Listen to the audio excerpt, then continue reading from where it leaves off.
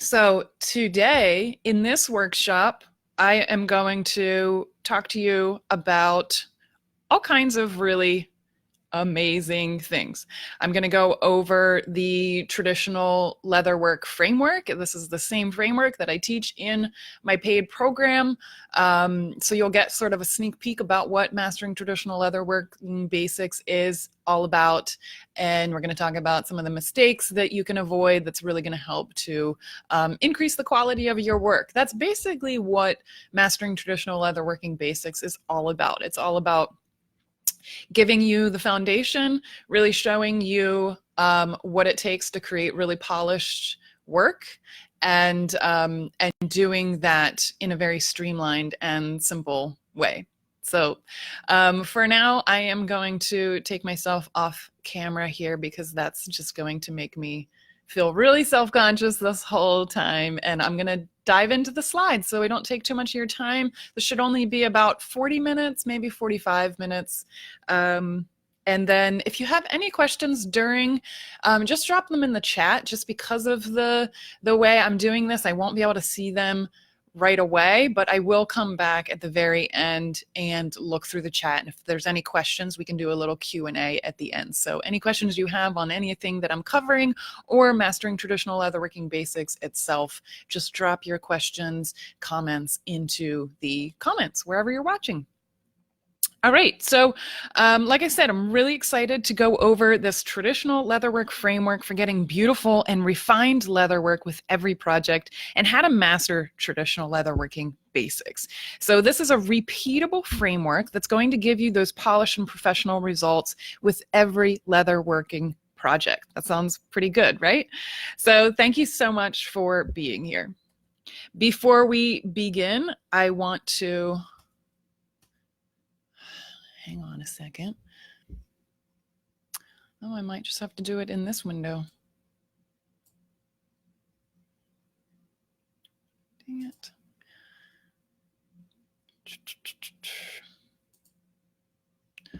No. Sorry, guys. Oh, there we go. All right, hopefully you can still see what's happening. Okay, so before we begin, I want to make sure you're in the right place and that this is actually going to help you. So stick around and watch if you want to buy the right tools and materials up front and never waste money on things that you don't need. You're in the right place if you want to save money when buying leatherwork by knowing the exact type of leather that is right for your projects. You want to learn how to do leatherwork right so you get amazing professional results with every project. And you want to say goodbye to the University of YouTube. Are you a member? I've been a member. And finally learn the best methods for saddle stitching, edge finishing, and assembling beautiful leather goods every time. This workshop might not be for you if you're not interested in learning the tools and methods that I learned from a master leatherworker, followed up with an awesome offer. So we're going to talk specifically about how to implement this 6-step framework that's going to allow you to get pro leather results every time. After this training, you're not going to question yourself the next time you sit down to create a new wallet or handbag or a tote bag, because you're going to have the framework for getting great results with every traditional leatherworking project every time. And inside this framework, like I said before, are the same steps that I learned from a master leatherworker, as well as methods that I use in my own handbag line to get great results every time. You will learn how to pay attention to the detail and craftsmanship in your work. So when people see the detail you've taken in your work, they're impressed, they're wowed.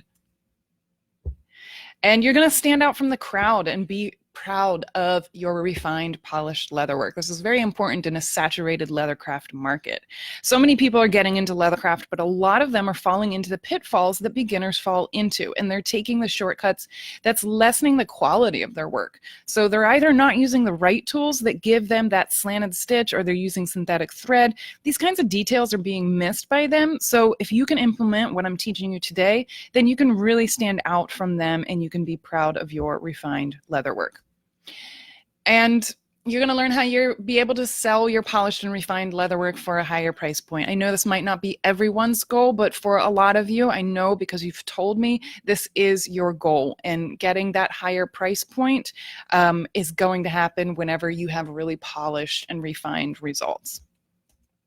So if we haven't met yet, it's very nice to meet you, and I'm glad you're here. I run the popular website leatherbeast.com, and I'm here to help you learn to create beautiful leatherwork using simple hand tools and techniques that I learned from an Hermes-trained master leatherworker.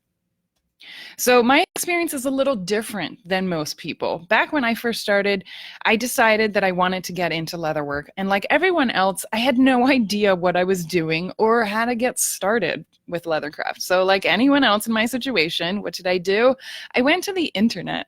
I started Googling leatherworking methods and enrolled myself into the University of YouTube. But I kept hitting the same wall. I didn't know what exactly they were doing in these videos and why they were doing these techniques, or in which situations I should be doing the same thing that they were doing. And here's where my story is a little different. Right at the point where I was getting super frustrated, I wanted to throw my computer out the window, I got the opportunity to take an in-person intensive workshop with a master leatherworker. The job I had at the time was going to pay for everything. So between the flight, the hotel, and the actual class, the cost would have been over $3,000. So it was kind of an amazing opportunity, and it sort of changed my life. I was so excited that I was going to get the techniques and methods straight from someone with that mega experience, right? Like, it doesn't get any better than that, getting it right from someone who's been there and done it all before. After the class, I started to get my expensive toolkit together, and I learned everything I could about different types, weights, and grades of leather. I practiced and honed my saddle stitching and edge finishing skills, and I started to expand upon the amazing skills that I learned from my course. And soon after, I started my own handbag line and continued to learn more and more different leatherworking techniques and methods. But there were roadblocks for sure. Finding the methods that I had learned in my workshop from the master leatherworker was really hard to find, and finding advanced methods in the same style was nearly impossible. It wasn't easy. I couldn't find anything like what I had learned in my workshop.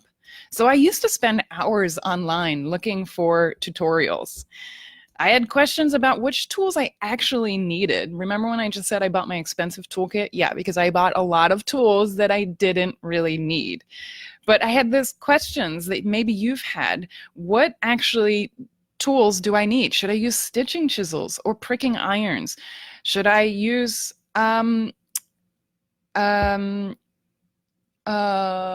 what's the thing? The stitching clam or the stitching pony. Oh my God, totally just blanked on that one. But these were the questions that I totally had when I was first getting started. I also had questions about the different leather options. Should I be using chrome tan leather, vegetable tan leather, oil tan leather, or something else? And when I searched for techniques, I came up empty. I didn't find the techniques for edge finishing that I had learned. And if I did, it was sort of conflicting or different than what I had learned in my workshop. And there was so much info about different needle sizes, different thread sizes, different thread types. I mean, which was the best? In the end, it felt like I was doing 80% research and only 20% leather work. It was a lot of research, trial and error, and figuring out methods on my own. I was finally starting to get traction and getting my process really nailed down. I taught myself how to use hardware, how to make handbag straps, how to insert zippers. Most of this I learned just by trial and error. And luckily, I have a lot of patience when it comes to these sort of things. Finally, I felt like I was getting to a point where I could go into a department store and look at a bag and figure out how it was made and how I could make the same version at home. I was finally figuring it out. And now that I knew what I was doing, I felt confident in making friends and family gifts. I wasn't embarrassed of my sort of homemade art class looking work anymore. I had graduated to more refined and polished work, and I felt proud of my work. It looked really professional. I also felt confident in selling my work. Before, I would have been so afraid to walk into a store and show my work to a buyer. I would have been afraid that they would have looked at it and been like, really? This looks like crap. We can't sell this. So I set up my website and business and began making sales and reaching out to stores and asking them to take a look at my work because I was feeling way more confident about it. This is some of the work that I've made in the past. And to get these beautiful stitching and beautiful leather goods, I use the same system of steps that I'm using every time that I sit down to make something.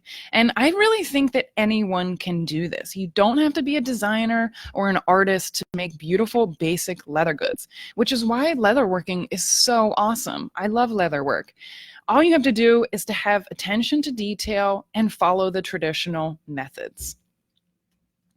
So to get these polished and refined leather results, I used a 6-step framework, and that's the framework that I'm about to show you today. I had figured out exactly which tools I needed and which tools I didn't need, which saves a lot of money. I had actually figured out an easier way to saddle stitch than using pricking irons and a stitching awl to get those perfect stitches. I knew exactly which needles and thread sizes worked the best, and I finally figured out the difference between the most common leather options, which brands I liked best and why, and the best places to shop for leather. I had honed my saddle stitching technique so that I knew every stitch I made was going to look perfectly straight.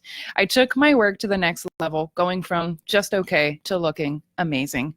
So much so that I can sell my work for a higher price tag because of the framework that I use in my work. This framework that I'm showing you today is the exact same framework that I use in Mastering Traditional Leatherworking Basics. This is the same framework that my students have used to produce beautiful work. And this framework is what you need to make polished, well-crafted leather goods. What's amazing is that learning this framework doesn't take a lot of time or experience. By following all the steps, anyone can create a well-crafted leather good that looks amazing.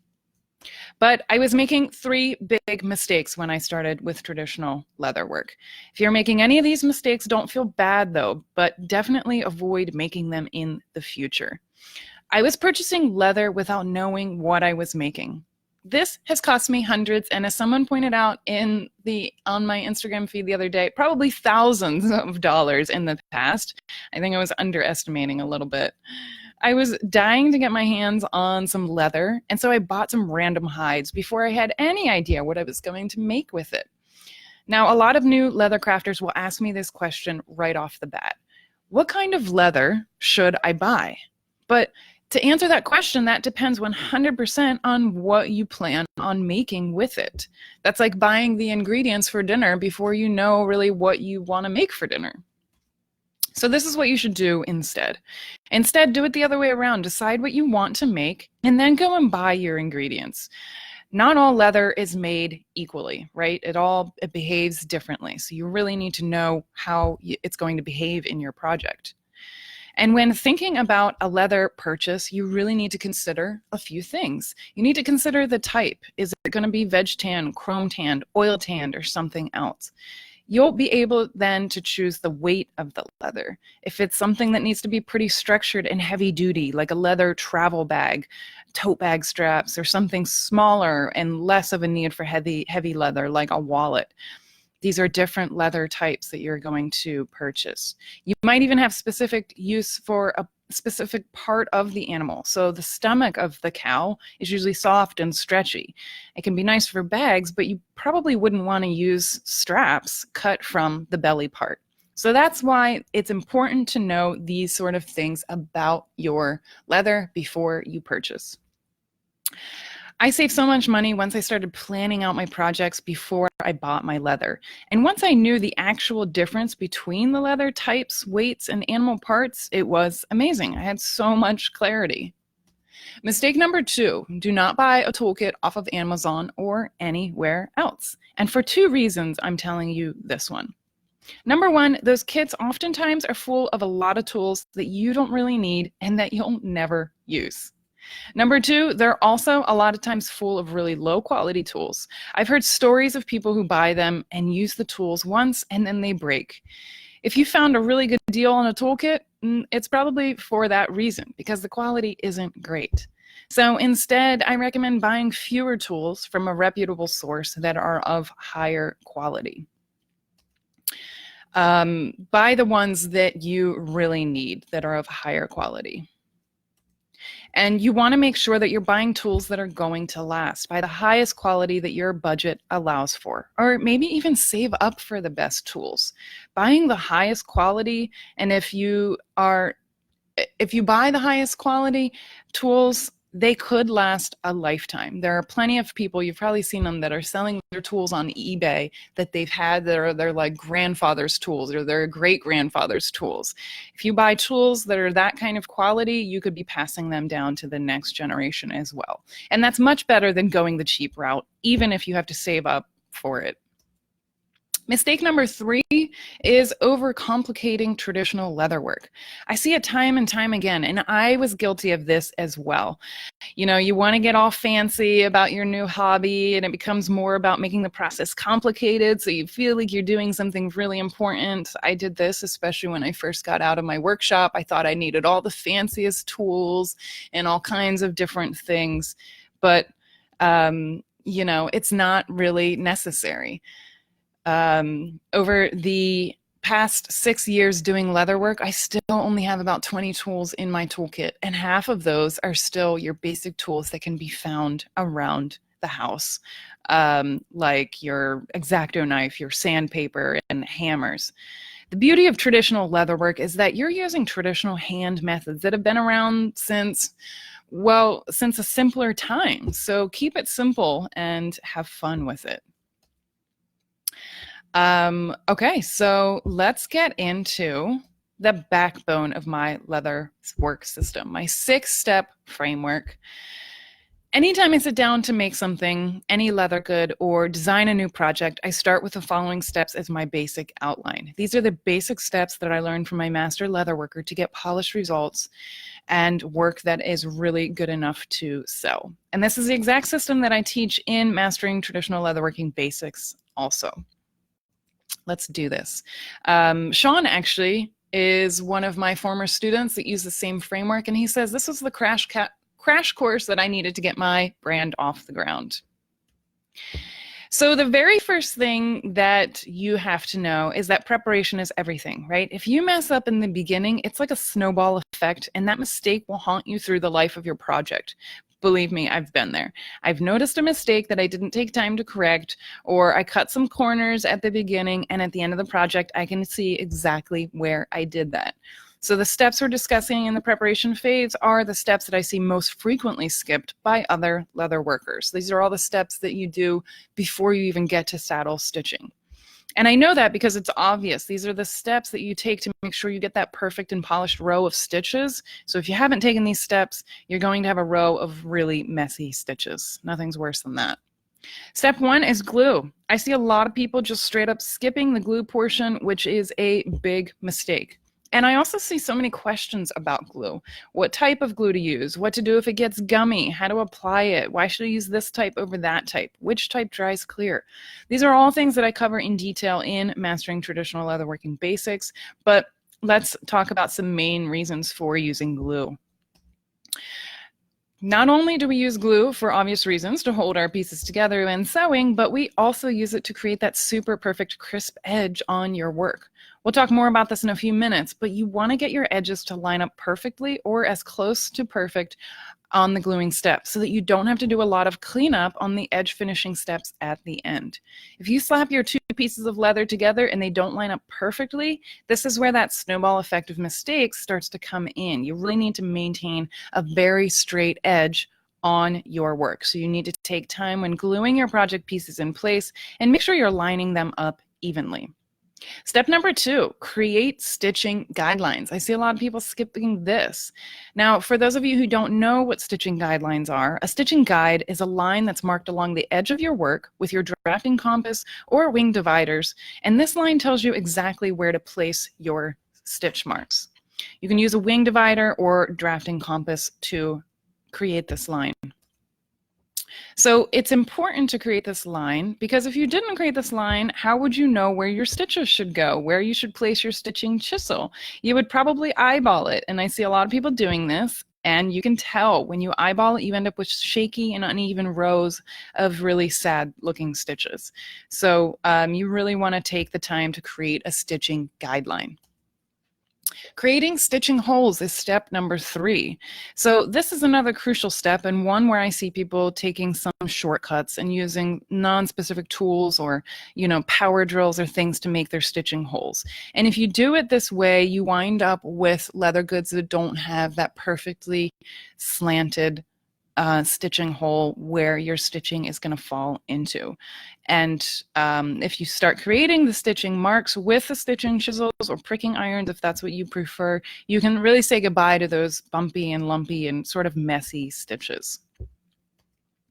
Whether you're marking your stitches with stitching irons or you're using stitching chisels, the goal is to have a straight and smooth line of stitching. So after this lesson, you'll be able to spot the projects where the creator is taking those shortcuts a mile away. And you'll also know exactly what it takes to set your own work apart from the rest.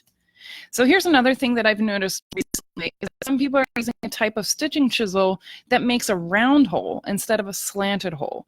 Now this comes down to preference, and if you want to get that traditional slanted stitch, then you need to make the slanted hole in your leather. The round holes will give you an even line of stitching, but your stitches themselves won't be slanted.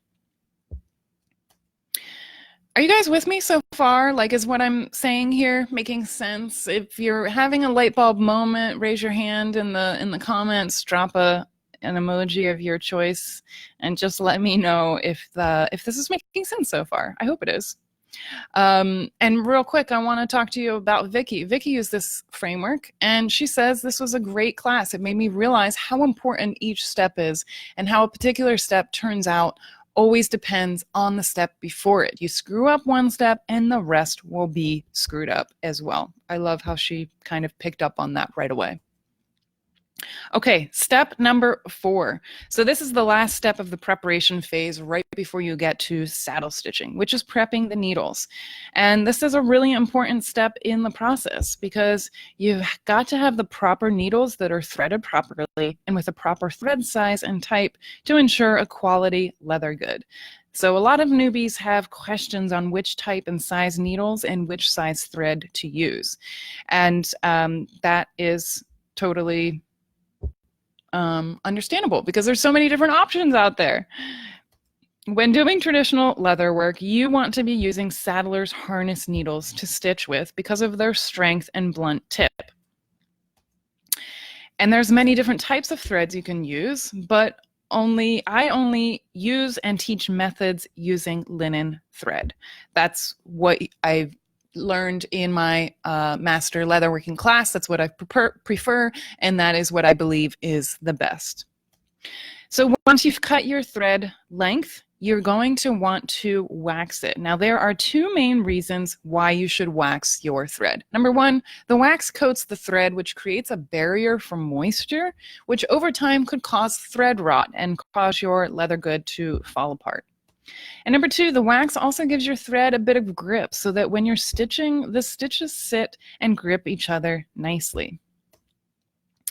I know it's easy to be tempted to cut some corners and skip some of these steps, but if you complete all of these preparation steps, you will set yourself up to create neat, uniform, and professional-looking leather work every time.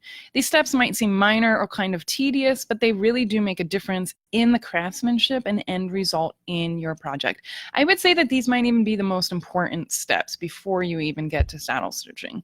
And if you perfect these steps, you will absolutely take your work to the next level.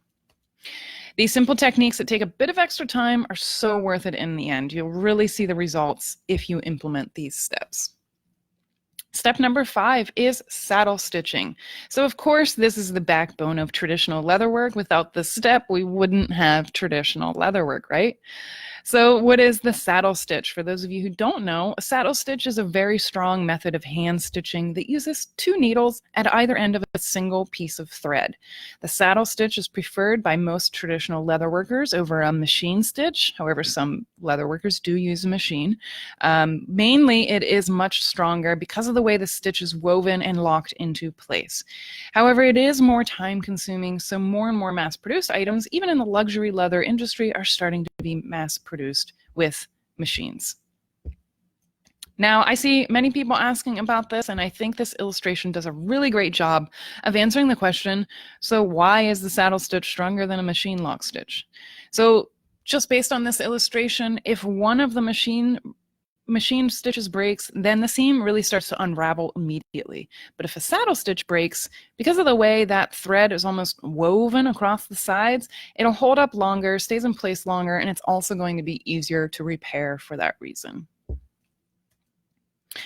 And real quick, the benefits of the saddle stitch, like I said before, the strength and durability. If a stitch breaks, it's easier to repair and get to in time.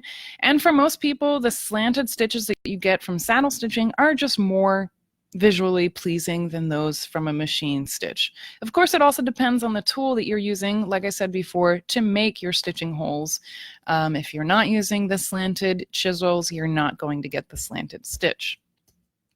So in Mastering Traditional Leatherworking Basics, I instruct my students to use stitching chisels. These have a slanted shape to them already, and there are also additional techniques while you're stitching that you can use to accentuate that slanted stitch even more, which we go over in the course. So what else is involved in saddle stitching? Well, having the right tools, obviously, is a big thing. You need to have a stitching clam or a stitching pony when saddle stitching. This is another one of those sort of tedious things that I see people trying to skip, and honestly, it just shows in your end result. You can try and hold your work with one hand and do a one-handed saddle stitch, but I don't really recommend it, mainly because your tension will be off and it'll actually probably take you longer in the process if you're just holding it and switching hands and trying to saddle stitch one-handed. Now, I just mentioned stitching tension, and for those who don't know what this means, the tension just refers to the amount of force that you're placing on your stitches when you pull them after each stitch. It's really important that the tension is consistent with each stitch. Backstitching and finishing off are 2 techniques that fall under saddle stitching. So these are things that can really leave the beginner wondering what it is that they are to do, and thus causing them to create the workarounds using other methods that just aren't that great for finishing off. Backstitching keeps your stitches in place, so you definitely want to make sure you're ending your seam with this. And just a note here, anytime I'm talking about backstitching, it's obviously with linen thread, because that is what I teach. I teach methods using linen thread, and with linen thread you can backstitch. I don't think you have a lot of luck with backstitching with nylon thread and other synthetic threads. Those, I think you have to get a flame involved, and I don't deal with the flame in my work. I'm afraid I'm going to burn the house down. So with the edge finishing steps, whenever you're backstitching, your edge finishing steps are going to conceal any evidence of the threads ever ending when you are backstitching and finishing off. And we go over this in great detail in Mastering Traditional Leatherworking Basics. Speaking of edge finishing, that is step number 6 of the framework. So this is a very important step. And because if you've ever seen this before, fuzzy edges, you've wondered, is this how it's supposed to look? Or is there a better way to make this look a little neater, a little tidier? Well, when you complete the edge finishing steps on your leather work, you get rid of those little fuzzy bits. And these steps also improve your work like tenfold and allow you to present your work in the most professional and finished way. Completing these steps will hands down improve the overall aesthetic of your leather good. So what does it mean to finish the edges? When you finish your edges, you're using basic tools and materials to true up the edges, make them smooth, and then a few stages of applying dye, wax, and burnishing. Following these steps a few times over will give you a smooth edge and one that's going to look really polished and super pro. taking another 20 minutes after you've stitched to run through the finishing steps is really going to elevate your work to another level.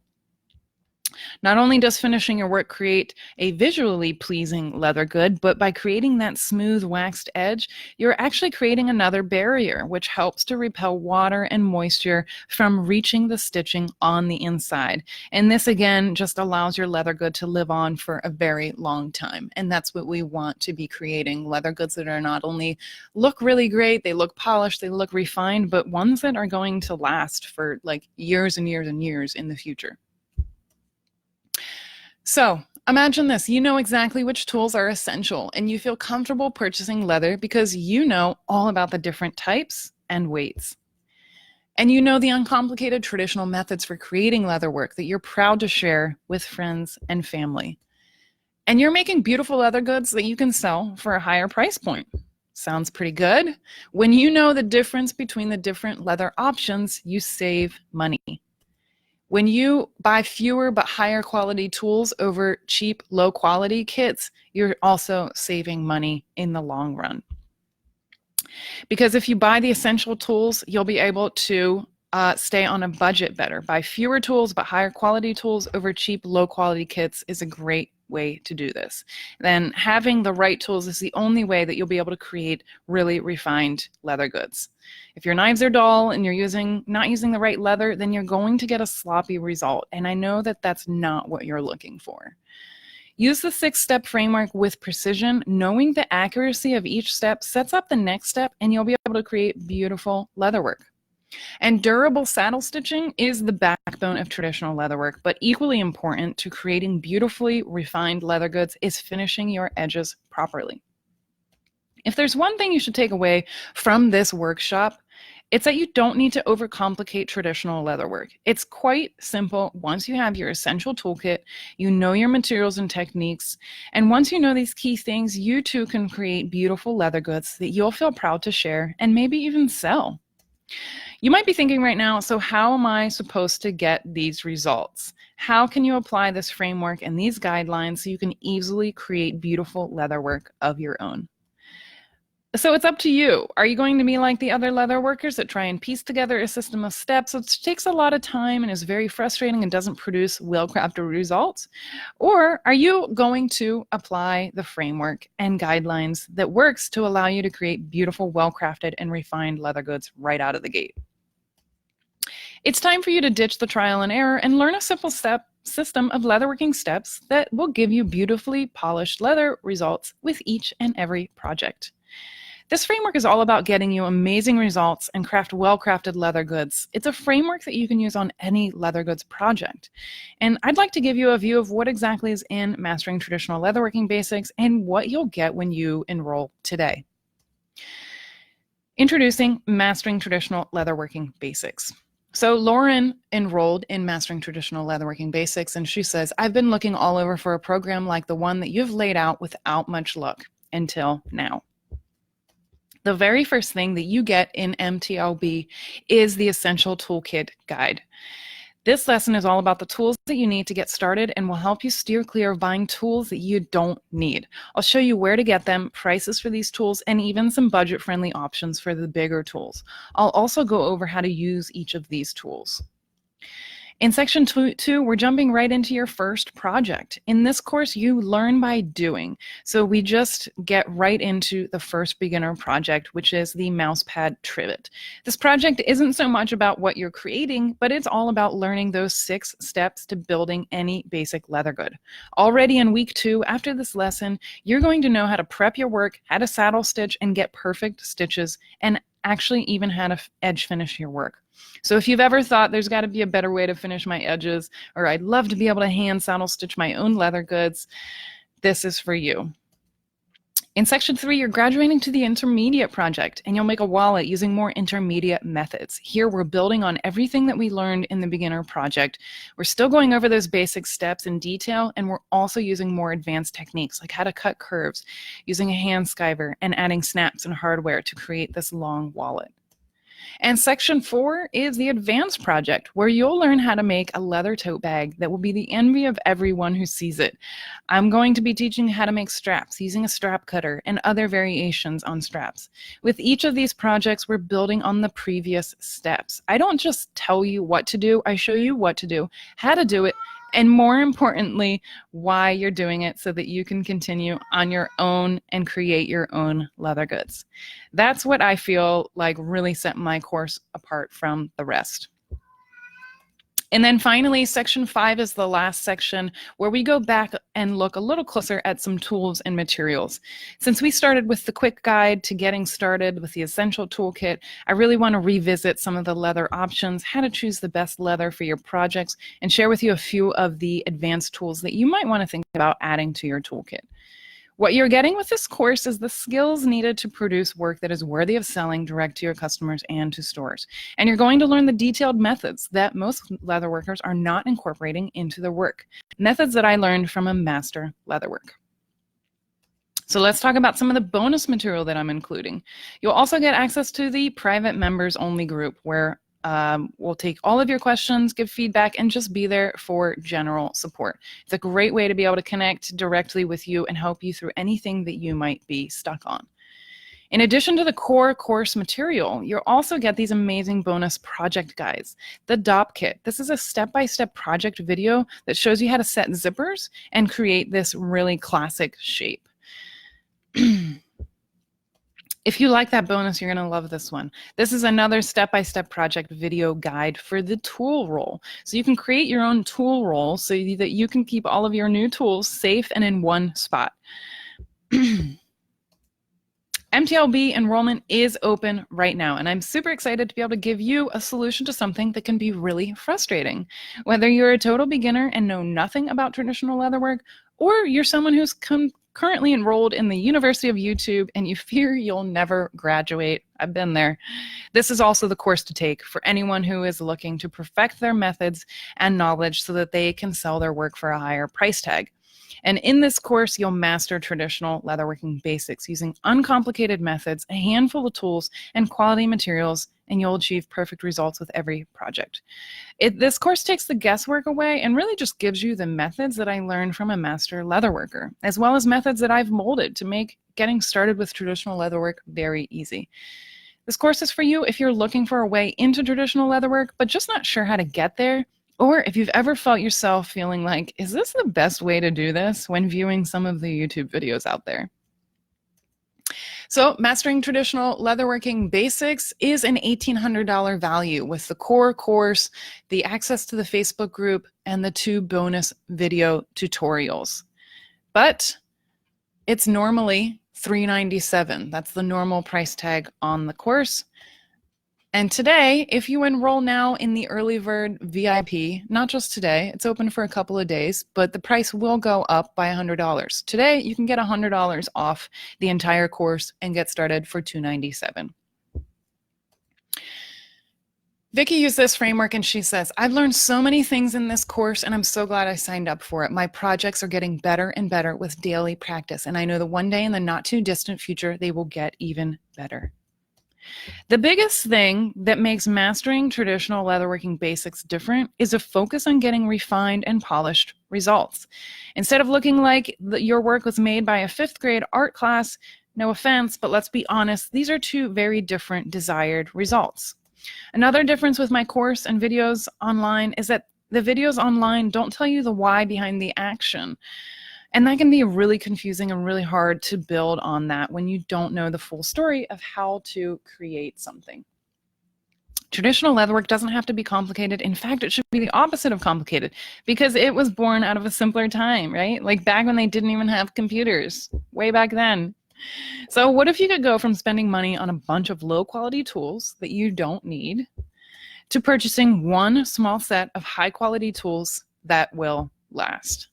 What if you could go from shaky, sloppy stitches to beautiful, well-crafted, and perfectly spaced slanted saddle stitches? It's totally your choice. So here are your next steps if you do want to get that refined and polished leatherwork. Click the link in the description or head over to leatherbeast.com and click enroll now and proceed to the checkout. Here you can use the secure checkout using a credit card. Then you're going to check your email inbox for a welcome email from me. This is going to contain all of the details and you'll receive it immediately.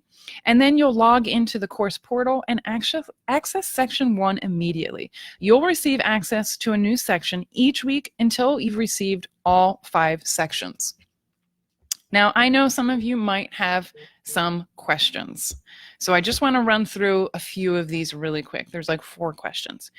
What makes your course different than the others online? This is a great question. First of all, my course is more like a program, starting with the very basics, like getting your essential toolkit together, learning about leather types, and learning the techniques from a beginner to advanced level. So you'll never have to break out in a sweat trying to figure out on your own ever again. And additionally, I studied with a leather crafter, a master leather crafter who apprenticed and worked at Hermes, the luxury leather company, for many years. I've pulled in just about everything I learned from her into my course, but made it even simpler. So if you're into polished and refined results, this is the course for you. Money is tight. Can I afford this course? No one knows your finances better than you, right? So you have to make that decision. But what I can tell you is that if you plan on selling your work in the future and creating a side hustle or a side business, then perhaps this course is the investment into your future side hustle. And since it's an investment, you'll make back the cost of the course and then some. And I also do offer an affordable payment plan, which means you can get started today for just $97. But it is ultimately up to you. I don't have a lot of spare time. How long does it take to get results? Well, how much time have you already spent Googling which tools you need and finding all of the conflicting info on this topic online? How many different leather websites have you visited only to get frustrated and buy nothing because you're not sure what kind of leather to get and you don't want to waste money? MTLB will save you all that time you spend on Googling. You'll learn it all in MTLB. This program is designed not only to be uncomplicated, but to be easy to follow and not a huge time commitment. In the second week, you will have already learned how to saddle stitch and edge finish after completing the beginner project. And lastly, this was a question that I had from someone, and I thought it was a really interesting question. I hesitate to sign up because while I'm definitely a hands-on type of person, I prefer to have someone see me at work and tell me what I'm doing wrong. I get that. As I mentioned earlier, that's why I went and took an intensive in-person workshop from a master leatherworker. But I know that this just isn't an option for a lot of people to take that in-person class. If you can swing it, if you can afford it, you should definitely do this. But between the cost, which is over $3,000, and taking time off work, it's just not a super feasible option for most people. So with this course, you get the step-by-step methods that I learned there, so you can get great results right off the bat, and you can do it on your own schedule and in your own home. So I want you just to take a minute and think about if you're ready to make a small investment to get started creating amazing leather goods using the best traditional techniques that I've learned from a master leatherworker and the methods that I've learned over the last 7 years of doing leatherwork. And you can get started for just $297 before the discount expires. There's also a payment plan, like I mentioned. You can get started today for just $97. So you can just head to leatherbeast.com or click the link in the description and that'll take you right over there. I hope you'll think about it and enroll today so you can lay the foundation and get started implementing the methods that will remove confusion and are guaranteed to elevate your leatherwork so that you can create refined and polished leather goods. I'm going to try and come back on camera here. Let's see if it works. Hey, there we go.